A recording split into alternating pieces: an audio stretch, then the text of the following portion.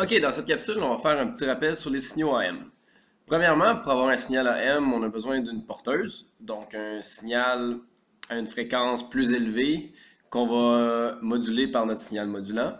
On a besoin aussi d'un signal modulant. Dans le cas ici, j'ai mis deux cas distincts. Donc, j'ai le cas d'un sinus. On va moduler notre porteuse par un sinus, puis on va moduler notre porteuse aussi par un signal autre, un signal quelconque que j'ai dessiné au hasard. On va voir qu'est-ce que ça crée dans les deux cas. Premièrement, pour avoir notre signal AM, on va étudier ça dans le domaine du temps en premier, puis on va regarder les specs que ça donne après dans le domaine des fréquences.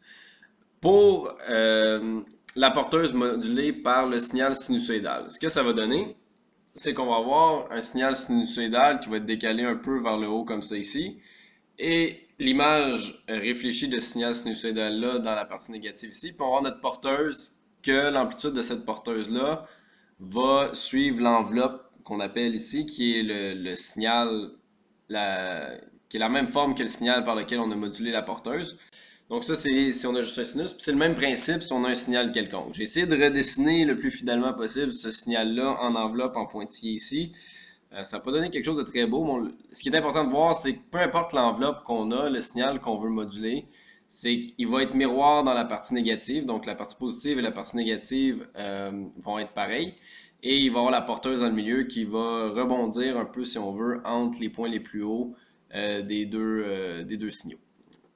Maintenant, qu'est-ce que ça fait dans le domaine des fréquences? Donc, bien sûr, notre porteuse au départ, son spectre, c'est un spectre d'amplitude, l'amplitude de la porteuse divisé par 2 à la fréquence de la porteuse. Donc, on a juste une raie à cette fréquence-là. Le signal modulant, on a juste une si c'est un sinus, on a juste une raie à la fréquence de ce sinus-là et d'amplitude, l'amplitude du sinus divisé par 2. Ici, j'avais mis B dans l'équation. J'ai écrit l'équation de mon sinus à cette place-ci. Donc, B cos 2pi, fréquence de mon sinus fois le temps.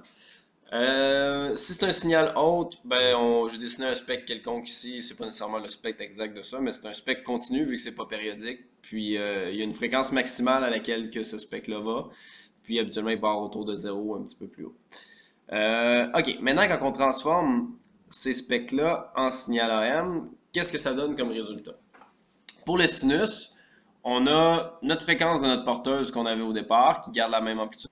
Même chose des deux côtés, donc à plus la fréquence de notre signal modulant et à moins la fréquence de notre signal modulant. Pour un signal quelconque, mais c'est un peu la même chose. Donc on va avoir le petit spectre qu'on avait ici pour le signal quelconque, va se retrouver de chaque côté de notre porteuse.